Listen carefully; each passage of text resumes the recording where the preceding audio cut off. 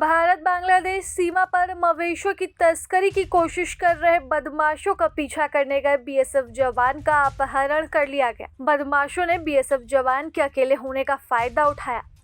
आरोप है कि मौके का फायदा उठाकर बांग्लादेशी बदमाशों ने उक्त जवान का अपहरण कर लिया। जानकारी के अनुसार बाद में बदमाशों ने अपहरणकृत बीएसएफ जवान को बांग्लादेशी सीमा पर तैनात बॉर्डर गार्ड बांग्लादेश के अधिकारियों को भी सौंप दिया। उधर घटना की जानकारी मिलते साथ ही सीमा पर तैनात बीएसएफ के सेक्टर कमांडर ने बांग्लादेश की बीजीबी से संपर्क किया। उन्हें बताया कि भारतीय जवान के साथ शनिवार तड़के कूच बिहार जिले के मेखलीगंज में स्थित भारत बांग्लादेश बॉर्डर आउटपोस्ट के अंगार पोटा में इस तरह की घटना हुई है। अब उसे वापस लेने की कोशिशें हो रही हैं। कैसे बांग्लादेशी तस्करों के चंगुल से बीएसएफ जवान को छुड़ाया जाए, इस पर लंबी बातचीत हुई। सूत्रों की माने तो अपहरणकृत बीएसएफ जवान का नाम वेद प्रकाश बताया गया। वह कूच बिहार में बीएसएफ की 174 बटालियन के अर्जुन कैंप में पोस्टेड है। शनिवार रात ड्यूटी के दौरान जवानों ने बांग्लादेशी तस्करों द्वारा मवेशियों के एक झुंड को खुली सीमा से भारतीय इलाके में घुसाते देखा।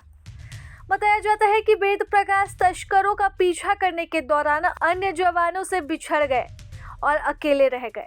बीएसएफ सूत्रों ने बताया कि 21 दिसंबर सुबह करीब 4:45 बजे बांग्लादेशी बदमाशों ने बीएसएफ के जवान का अपहरण कर लिया और मवेशियों के साथ बांग्लादेश लौट गए। बाद में उन्होंने उस जवान को बीजीबी के हवाले कर दिया। खबर मिलते ही बीएसएफ के वरिष्ठ अधिकारियों ने बीजीबी अधिकारियों से संपर्क किया। जवान को वापस लाने का प्रयास भी उसी वक्त शुरू कर दिया गया। हालांकि कुछ समय बाद ही बीजीबी ने जवान को सुरक्षित वापस लौटा दिया है। बीजीबी के अधिकारियों ने बताया कि अपहरणकृत जवान की हालत ठीक है।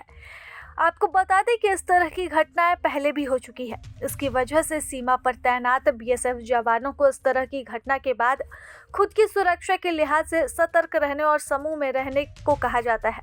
यही निर्देश दिए जाते हैं ताकि इस तरह की घटनाएं दोबारा ना हो। हाल ही के दिनों में कट्टरपंथी समूह द्वारा भारतीय हाई कमीशन के घेराव की कोशिश भी की गई।